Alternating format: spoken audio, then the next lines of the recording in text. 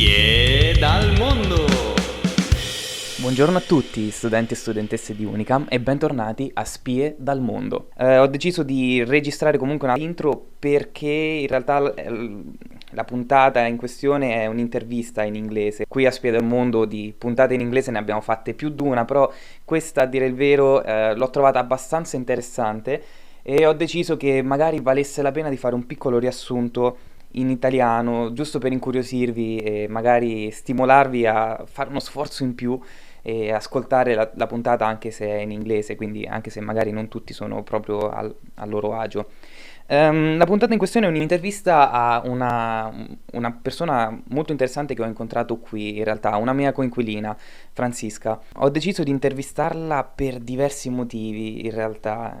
Primo di tutti il fatto che è una persona che ha una grandissima energia, che mi ha spinto a vivere molte avventure. In realtà lei è stata qua in Sudafrica per un po' più a lungo di me e quindi aveva già familiarità con l'ambiente e mi ha introdotto a diverse situazioni molto interessanti. Siamo stati insieme un weekend in montagna, in una capanna, siamo andati a fare degli eventi sportivi molto interessanti e quindi ha un bellissimo spirito di iniziativa e di avventura che apprezzo tantissimo, ma in realtà il vero motivo per cui ero interessato a intervistarla è il fatto che ha viaggiato moltissimo per il mondo per via di ciò che studia. Lei è iscritta a un corso il cui nome è Global Studies, un corso che ho incontrato diverse volte durante i miei viaggi in giro per il mondo, ma non ho mai conosciuto nessun italiano che lo facesse, quindi c'ho il dubbio a questo punto se in Italia abbiamo questo tipo di laurea oppure no, la laurea in Global Studies.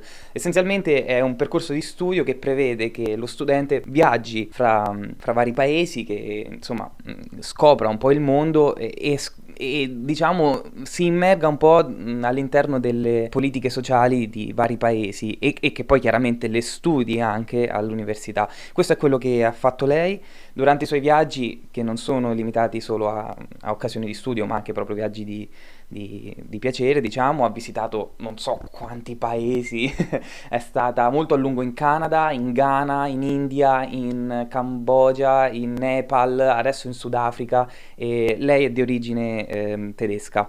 Quindi la prima cosa che ho pensato quando l'ho vista è: oh, santo cielo, una spia dal mondo!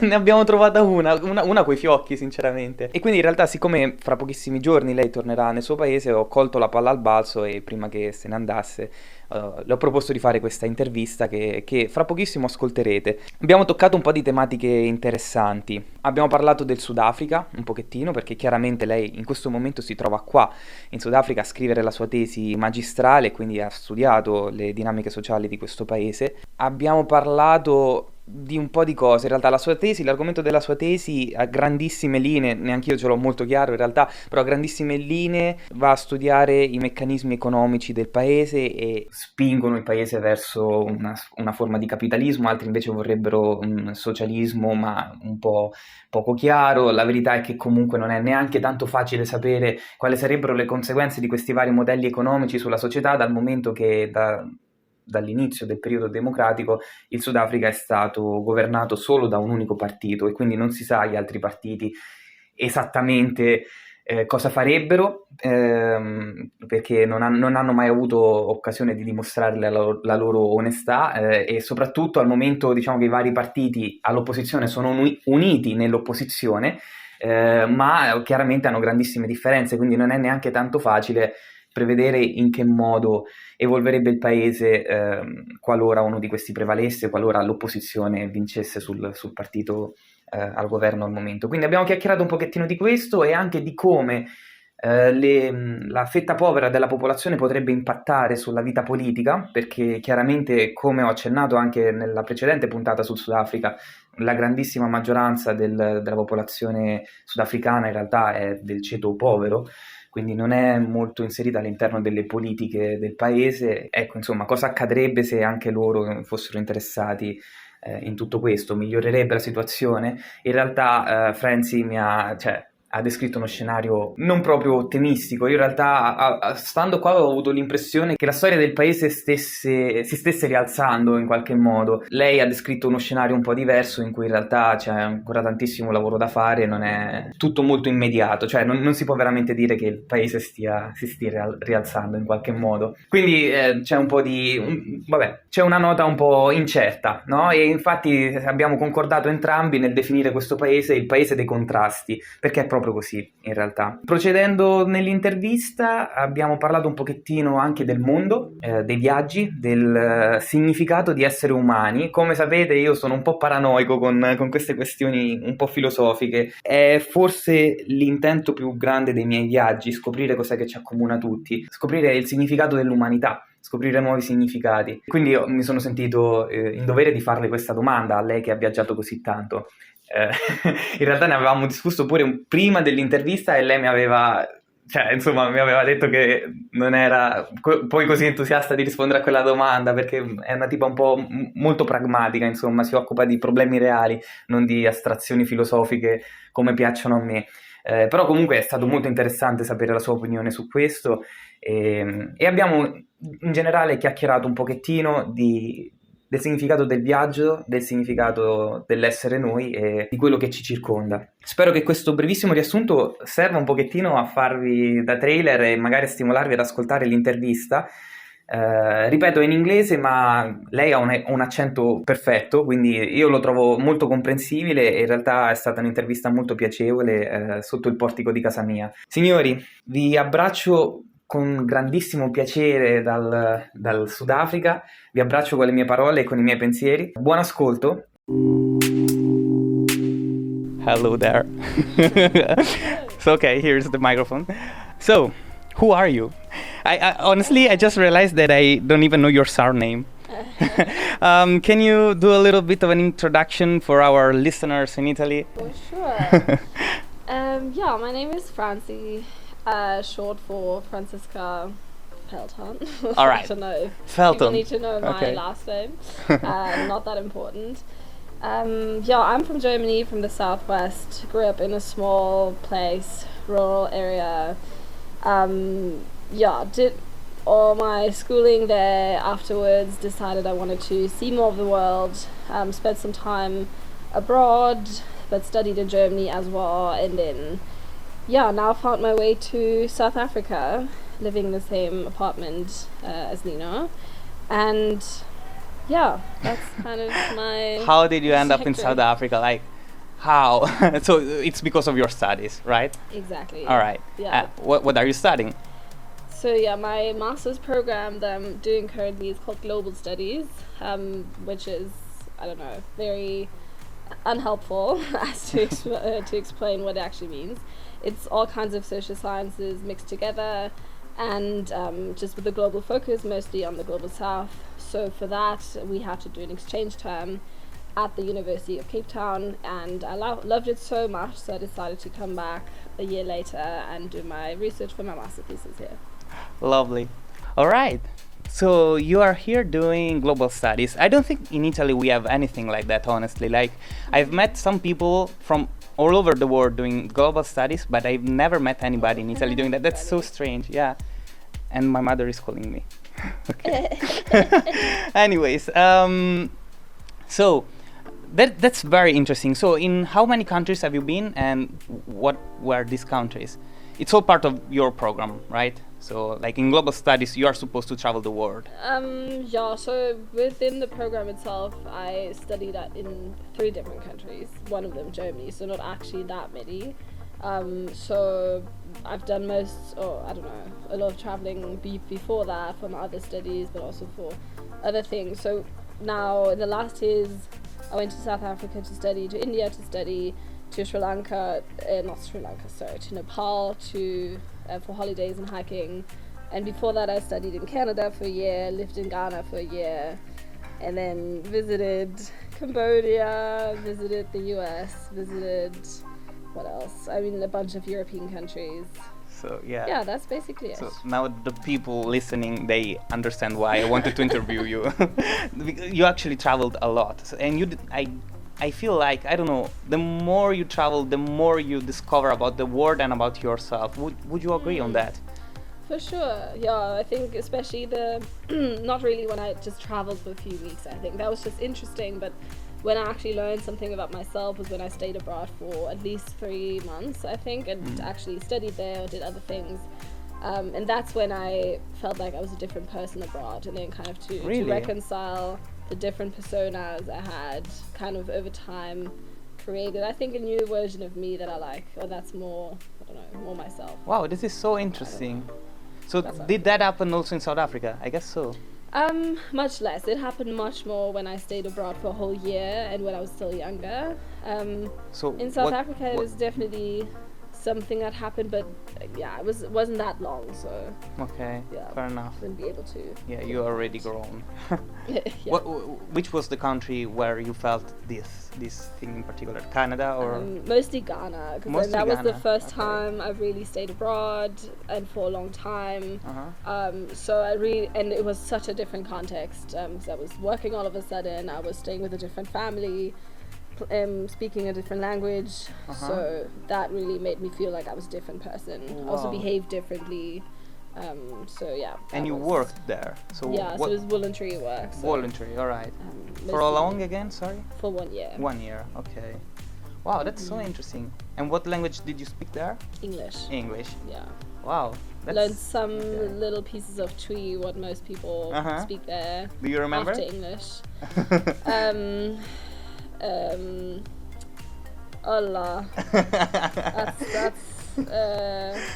Go for it. Like nobody in Italy knows the Ghana language, so you can do what whatever. I most remember is Yenko, which means let's go, what people always say when they restart the buses. Oh, that's amazing. But I really forgot the how are you and all of that. Well, it's alright though. Like so Yenko is already very useful. Like, can you use it on a daily basis? Like, let's go everybody. I think so, yeah. Yenko.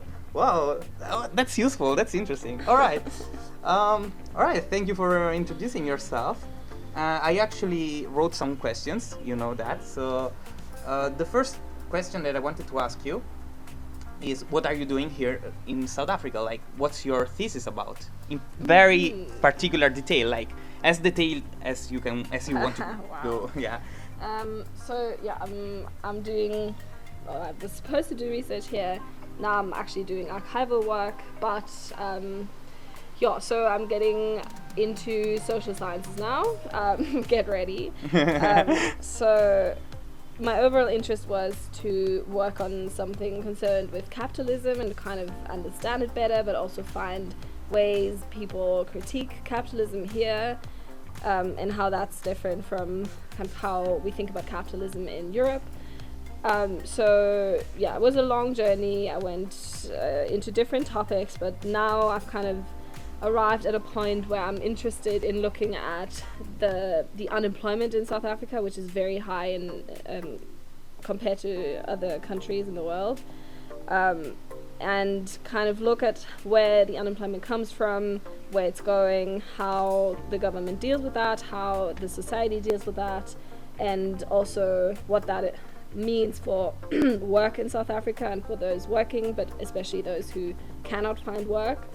So I'm looking a lot at these logics around work, and how the government talks about that especially.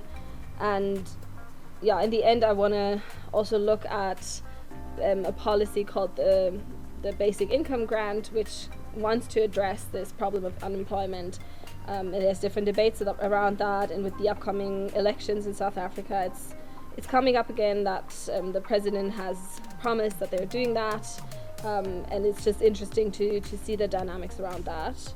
And overall, I just kind of want to take a lesson away from the South African context on how colonial logics are entangled with capitalist logics, but also other ideas that workers have themselves, and how it's very difficult to kind of leave those norms behind when they've been ingrained in society for several decades.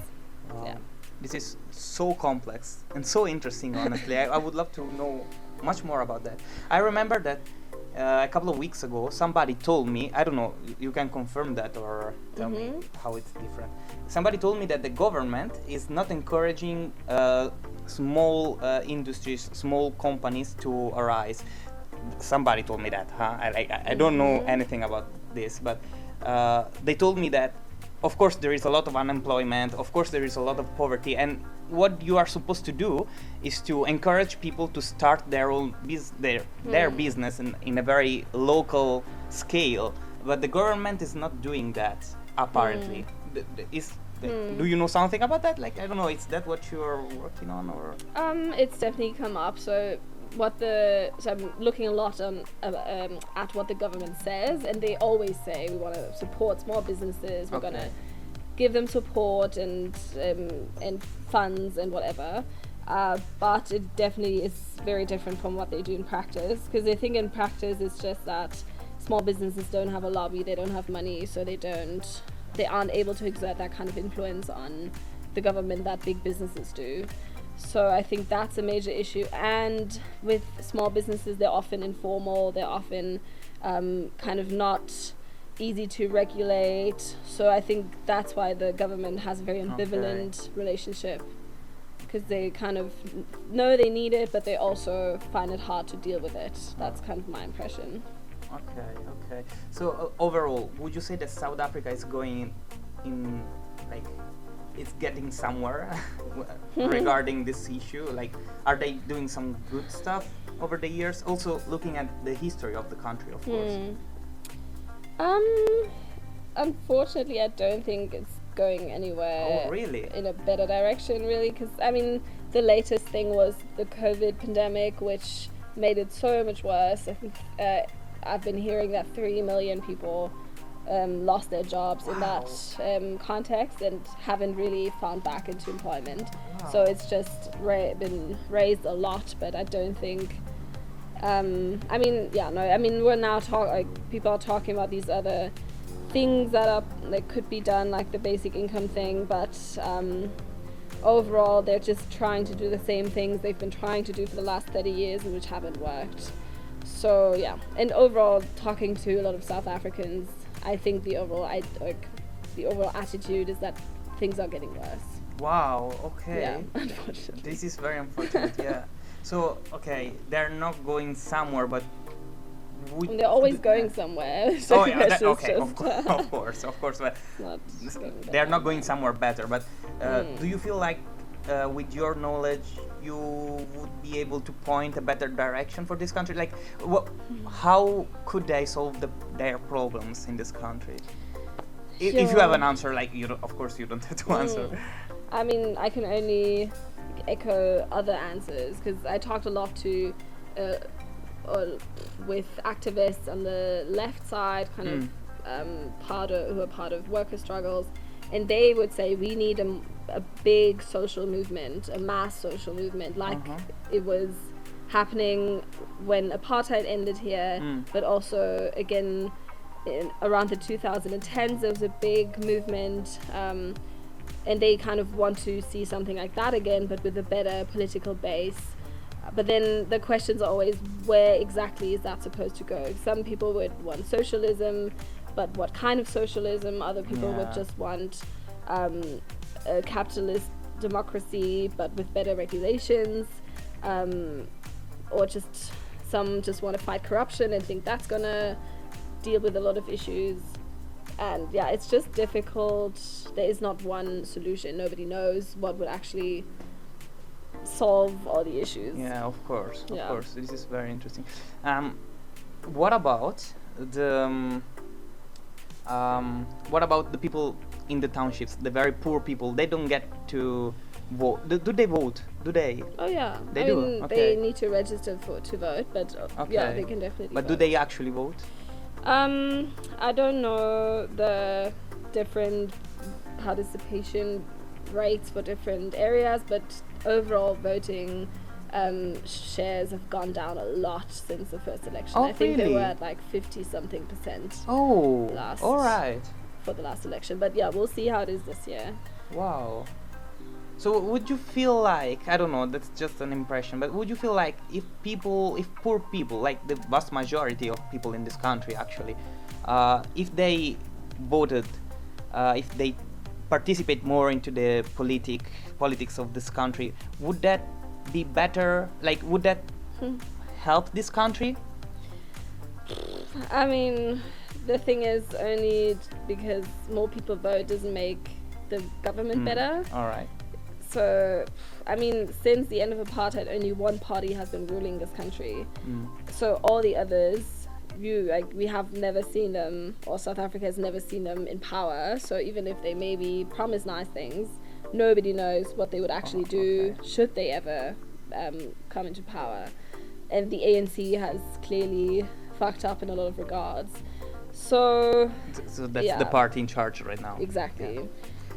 So I don't think the voting itself, I mean, it's great to have that participation to map better what the population actually thinks, but it's not going to make politics better in itself. Wow. Yeah. Oh, that's so deep and complex. Like human sciences, they are always this in my university, we don't do human sciences. Not at all. Like you're talking to scientists. Some of the people, they're doing law, and that's as human as we can go in my university. But apart from that, like, yeah. So anyways, I feel like this is a good moment for leave our listeners with a song. I told you about that. But I already asked you to think of a song. Yeah. Do you have that already? Yeah, I think it's just going to be the song I listen to most at the moment, which is Je te laisserai les mots, des mots. Ah, yeah, I know that song. I forgot the name. I should know the name though. Okay, that's a very nice one. Yeah, don't worry about that. We will figure it out. So guys, you are about to listen Je te laisserai de mon whatever.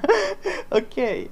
Je te laisserai des mots en dessous de ta porte, en dessous de la mur qui chante tout près de la place où tes pieds passent, cachés dans les trous dans ton divan. Et quand tu es seul pendant un instant, ramasse-moi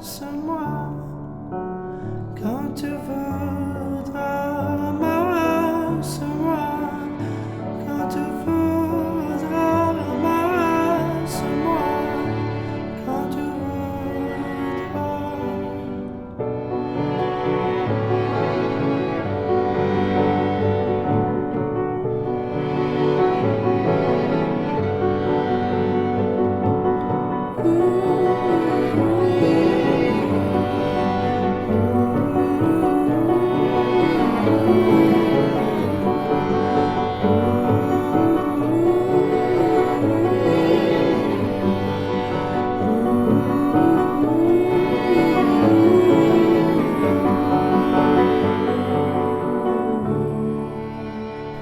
Bentornati a Spie dal mondo. You just listened to Je te laisserai de mots. I think that's the pronunciation. Almost. Do you know how to pronounce it? I'm not a native speaker, but well, I you think it's studied more French. like Je te laisserai des mots. Oh, fantastic. Okay, well, perfect. So, okay, we continue our interview with Francy. We don't have much time left because we have to go to a museum in a moment. But I have 3 more questions that I would like to discuss with you. Like, it's not like I ask something and you have to answer. It's like a discussion because we don't have proper answers for everything, right? We are not scientists today. We are doing human science. What? I'm sorry. Oh, but that's true, right? I mean, you don't. Science. Of course it's. Oh no, yeah. I'm sorry. I said it. Okay, that's what I said wrong. I'm sorry. Okay, we are not doing hard science. We are doing human science. All right. So we don't always have a unique answer for everything. That's what I was supposed to say. I'm sorry if I offended you.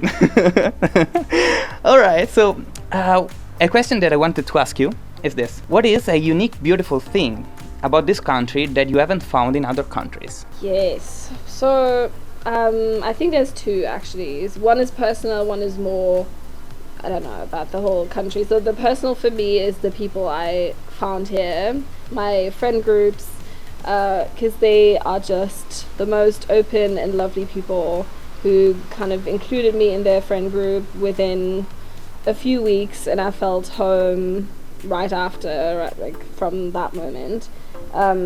So that's my personal experience, but I've also felt like that's a thing that's, I don't know, not typical, but that happens a lot in South Africa. People come here and they're so welcomed by South Africans. So that's been amazing, and I haven't had such close friendships in other countries, I think. Yeah, and then the second thing, what I love about South Africa, the culture, at least the way I experience it here in Cape Town, is so because there's so much pain and so much distress in South Africa currently, but also in its history.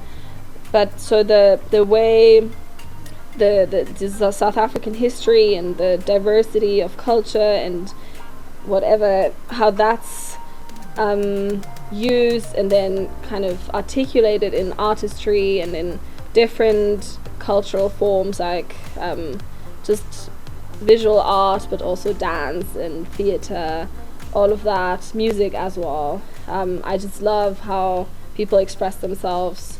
I love the diversity of stuff that influences culture here.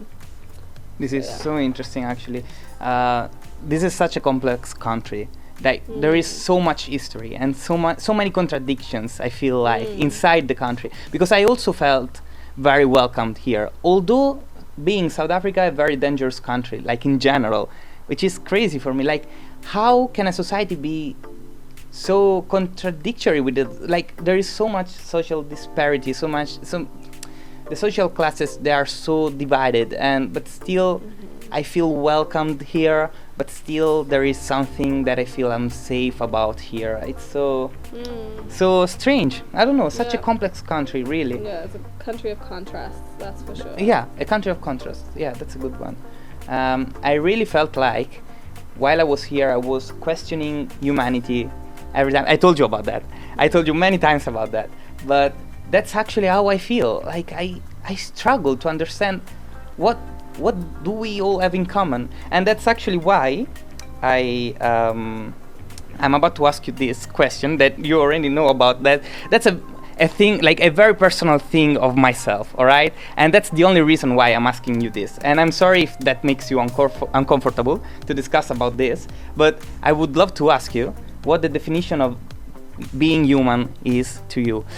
I know it's like, this is my own struggle. I'm asking this because this is my own struggle, but I really want to get an answer. I want to ask everybody about that. I want to ask many humans, what do they think being human means? And you met many humans during your travels.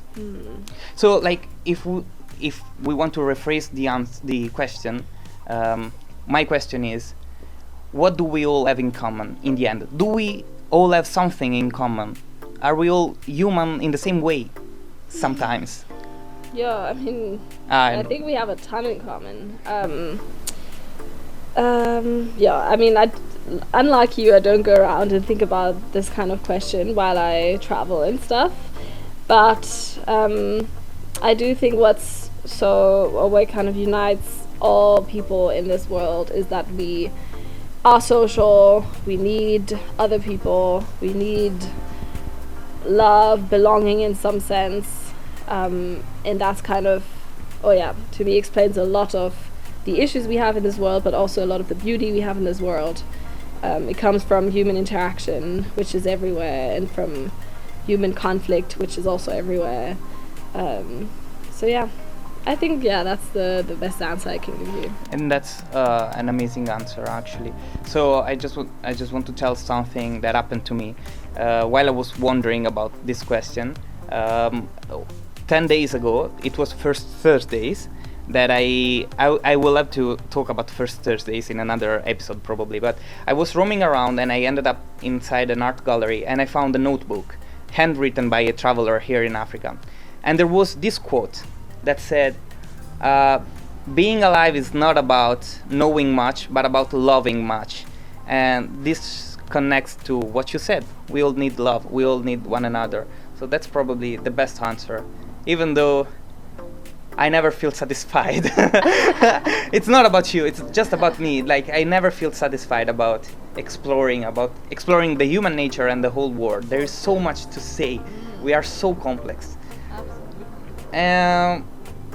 Okay, so we can end this episode with just one last question, which is, once again, as usual, about my questions, very, abstract, probably, like, okay, whatever. But I want to ask you, what do you think the world needs the most? So, like, I can give you a hint of what I mean with this question, answering this question about me. Like, I feel like the world right now needs more awareness. Like, that's my personal take on this, because it's very complex once again. And I feel like we have a lot of technology, a lot of science, a lot of everything, but even in their own lives, people, they are not aware about themselves, about what they want, about what they need, about how to make their life better and other people's life better. So for me, very personally, I would answer awareness. That's what society needs the most. Mm-hmm. Do you agree on that, or you can say whatever you want? I think, for me, I focus on other things here, but also, I must say, my answer kind of relates more to the global north than it does to the global south, I think. But not only. But I think a major issue in the world today is that there's so much polarization and societies are drifting apart. But that's also true for South Africa, actually. It's getting more unequal. So I think one very practical thing we need, I think, is redistribution. But that's, of course, very difficult to do in a realistic sense. But on a more human level, I think we need more empathy, then again, awareness of histories, of inequalities, of privilege, and of also, of how different the world is for other people, how they get to think what they think, or to thinking what they think. So I think it's those two kind of bridge the divides through, like, interaction, through understanding, but also through giving more to those who don't have enough for historical reasons. That's very deep, very interesting. All right. Thank you for the interview. You're welcome. It was amazing. It was amazing knowing you, honestly. You're a very active person. I feel like you embrace the meaning of being alive in some way. I hope so.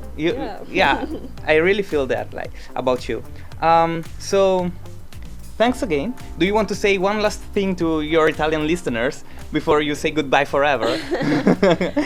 Ciao ragazzi. Ragazzi. Amazing. Alright. Ciao ragazzi, questa era Spie dal mondo e siamo qua in Sudafrica. Abbiamo avuto l'intervista con Francy ed è stato bellissimo. Spero che l'intervista vi sia piaciuta. Probabilmente farò un riassunto in italiano che verrà messo all'inizio di questa puntata. Vi saluto, vi abbraccio. Ciao Spie dal mondo.